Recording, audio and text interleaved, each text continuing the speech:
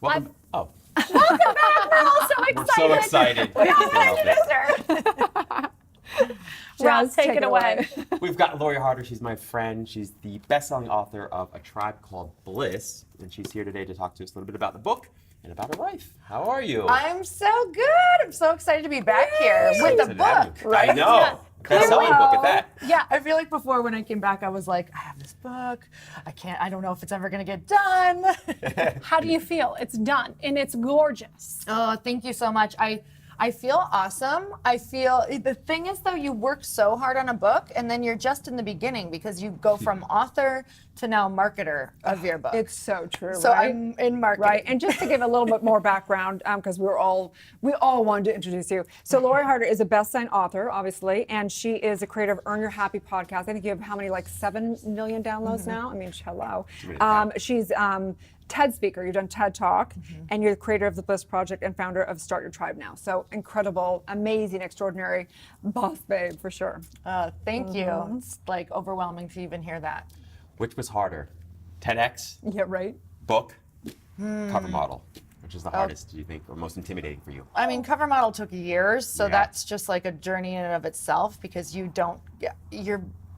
it's an interesting journey because you're kind of being chosen by someone, where the others you are more, getting out there and making sure you're putting yourself out there. You're creating your path for yourself. TEDx was crazy in itself just because, you guys, it's 15 minutes to get across one point. Like, I don't even know how to get across one point in like, I don't know, it's just one point. You can't talk about anything else. But the book has been the thing that has truly been the most up-leveling in my life. I'm still in it. I mean, I'm still in the thick of it. So I would say that's the hardest. What's been so challenging about it? In order to connect with people, you have to be really real and you have to be vulnerable. And you're putting your whole story and your whole soul out into the world and going, hope you like it. Like, this is my inner deep truth, and you're putting it out there. So it's kind of, how much do you want to share? How much are you willing to put out? And honestly, even just structuring and organizing was really challenging for me because I'm very creative. So getting something very linear that will make sense to everyone and learning what points to share and what not to share. Did to you make sure learn they're anything about yourself when you wrote this book? Oh yeah. I mean, the lessons there's so many lessons. I would say that I learned that humans can truly do anything that they put their mind to, and that we need so much help to get stuff done. So it just ensured the book, Tribe. I was like, I needed a tribe to get this done. I can't tell you all of the people, all of the love, everything that went into it when I wanted to quit. I called on all the people in my life just to get me through the process. The book, so let's talk about the book. You have breakthroughs, superficial friendships, create real connections, and reach your highest potential. So that to me is almost different than a tribe. Like, it's like almost like becoming your highest self. So talk about what's actually in the book. So the book is really it's going to teach you not only about your tribe, but what happens is we want these friends and we want this life, but if we're not doing the actual work alongside of creating our tribe, and when I say the work, I mean of becoming your highest potential, we're never going to be able to actually hold what comes with the friends that we desire. So we want these up-leveled friends, but that means that we have to be up-leveling ourselves to hold what comes with it. Because I don't know about you, but I've walked into a room full of amazing women and been like, oh, I don't belong here. What do I have to offer? I don't even know what to say. I'm such a weirdo. Why did I say that? Like, that is what's on repeat in my head over and over. So what happens is you have to have the tools to do the self-talk to even be able to know that you are enough in this moment, that what are you going to say to yourself after you leave that particular event? That's all that matters, is if we change the stories in our heads. So the book runs parallel to building your tribe and how to show up within your tribe, but then also how to show up for yourself and how to really change those old patterns in your head. I love that. It's what I love most about this book. It's such a powerful, profound testament to your own journey. And you didn't always have this incredible tribe. Even as a child, I think you sort of hinted at that, more than hinted at that in the book, that it started with a very sort of independent childhood. Could you talk to us a little bit about that? Yes. I think throughout life, because I was raised in a restrictive religion, that was my tribe, right? My family was my tribe and my religion was my tribe because I wasn't allowed to associate with people outside of that. So what happened though is when I started to change and I started to be like, is this my path? Does this fit with where I want to go? What we don't realize about our tribes, and I'm just referring to that because it makes sense with everything in our lives, we have these agreements that we don't even know that we agreed to within our friendships, within our family, that says you're loved and accepted here, but if you end up changing or you become this, you may not be loved and accepted. And these aren't necessarily even verbal agreements, but these are agreements within, maybe it's at work, maybe it's within our best friend group right now, maybe it's within our gym. If you start acting in a certain way, if you start becoming this person, if you don't go to our Wednesday night wine nights anymore, if you don't, sit around and talk and gossip about people, then you're not going to be accepted into this tribe. So for me, that happened at a young age where it was like, well, what if this is not aligned with who I am anymore? I didn't have people outside of that tribe, so I was so scared to transcend, to cross the bridge. So the book is about creating the people on the other side of the bridge before you have crossed, so that you know what that journey is going to look like, you know what it's going to feel like when you start getting freaked out or you start noticing that the bridge is really rickety and you don't think you're gonna make it. They tell you to look upward and to just keep coming, and that's what it's gonna feel. It's gonna feel scary, it's gonna feel rocky, keep going, this is what it's supposed to be.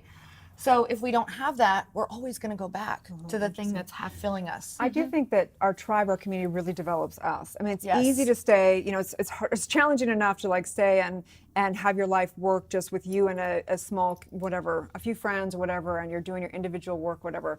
But coming into a community, even like this show, like it challenges you. It makes you develop. It makes you like have to be nicer, have to follow through, have to not be reactive, all those things. And I look at it like the tribe is really your spiritual journey. It's really developing you in so many layers upon layers of ways. So it's such a cool conversation. I love that because that is what this is all about, is putting yourself in those friendships, putting yourself in those rooms where the people that you have to be or that you're around, you just end up having to show up as your higher self, as your future self, as the self you know is in you but is not yet called out. And the only way it's going to get called out is through the people that you're surrounding yourself with and through the experiences you're putting yourself in. For sure. What's great about this book too, and about you, is that you break it down into really actionable steps, like almost even scripts, right? So where would a person start? Let's say somebody, feels very lonely. Maybe there's a woman out there, she feels very lonely. She doesn't have a tribe. She doesn't even really have any close girlfriends. Where does she start in terms of putting herself in the right places to meet the right people that she can start to build this tribe? Well, there's kind of two parts there because you can, for me, when I moved from Minneapolis to California, I did not have anyone out here. So some things that I did is we all have social media, and I kind of say to go with the low-hanging fruit, like go with the path of least resistance for this at first because it's really scary. So what I did is I said, okay, what's something that I could bond with someone over? What would I have in common with someone, or what would I look for? I thought, well, fitness, I do events, so I'm going to start looking at hashtags. I literally looked at hashtags. Like I went Hashtag friend search. For real. I did like women's events LA, and I started to see who was putting on events. And I also started looking at people who were going to Soul Cycle classes because I had started going to classes. And I would message them. I would literally slide into their DMs, like for real. Like I was creepy girl sliding into DMs. Like I did probably 50 messages, and I would make time for it because I thought, I want a tribe here so bad. But the thing about the message, you guys, this is where it all has to come together, is you have to let them know what your intentions are. You have to let them off the hook. You have to let them know exactly how long it's going to be and respect that time frame. And you also have to let them know that no matter what happens, like afterward, there's no expectation that you ever even have to meet again. Sounds like good dating advice. The best. It is the best. Dating advice. It's the best. It is. Otherwise, people are like, I just start sweating when I think of a woman being like, let's be friends, because I'm like, I don't know what she's going to want from me. I don't know her expectation. I don't know if I have time for it. So you have to put it all out there, literally like you're in the sandbox. Like, I like you. I want to be friends. You just have to have to be real with it and also say what that expectation is. Maybe it's just once a month to start. Maybe we could meet for coffee for 30 minutes after a workout once a month.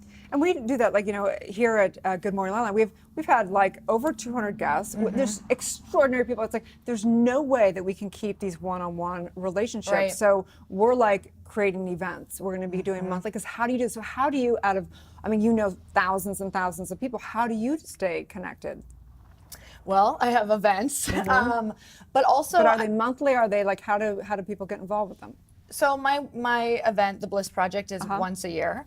But for me, how I stay connected is I teach them to build their tribes because I can't connect with everyone. And that's my work, right? That becomes my work when I say, wow, I feel really pulled in a million different directions, especially as women start reaching their goals. It becomes our work to actually let it be okay that we don't have to take everyone on the journey with us, that we could have just shared a really beautiful moment together. And that is enough. We don't have to carry them. We don't have to take care of them. We don't have to, make sure that they love us. And there's so much of that in the book because we are people pleasers, so many of us in this planet, as women especially. So if we continue with that, we'll never actually have the close tribe that we want. So that's self-work in and of itself, is realizing not everyone is meant to be on your journey. But the book for me was a way for me to help other people just to create their own. Like you don't have to be in mine. You don't have to be in hers. You don't have to be in this select group to get what you desire in your life. You create your own and you can bring that group up together. So true. Huge part of it, too, which you point out so poignantly, is forgiveness. Yes. The self-forgiveness and forgiveness of others. Can you talk a little bit about that? We can't do anything without forgiveness because, like, going back to these rooms that we want to insert ourselves in or in these relationships that we want to be in, the stories that we tell ourselves afterward is either going to empower us to stay connected or it's going to make us be alone again. So I'm constantly forgiving myself for everything that I'm doing in every single conversation, whether it's something little that I said that I was like, why did you say that? Or why didn't you compliment that person? Or why didn't you say how you felt? Like the faster that I can forgive myself and just move into what would have felt good for me to say and just trying to show up more authentic every day, because authenticity is just a complete practice. And in order to be authentic, it's forgiveness of when you weren't feeling authentic. That's really intriguing to me. So you're saying focusing on being authentic in the moment, it helps you remove the need to have to forgive yourself for not being enough. Yes, absolutely. And then you can, I think when I feel my most authentic, even if I'm like, oh, that was really weird, or you just like totally was like, hey, I want to be your friend. At least I can go home and know that I was myself. And to be honest with you, whenever I know I'm being my most full version of me, people are drawn to you.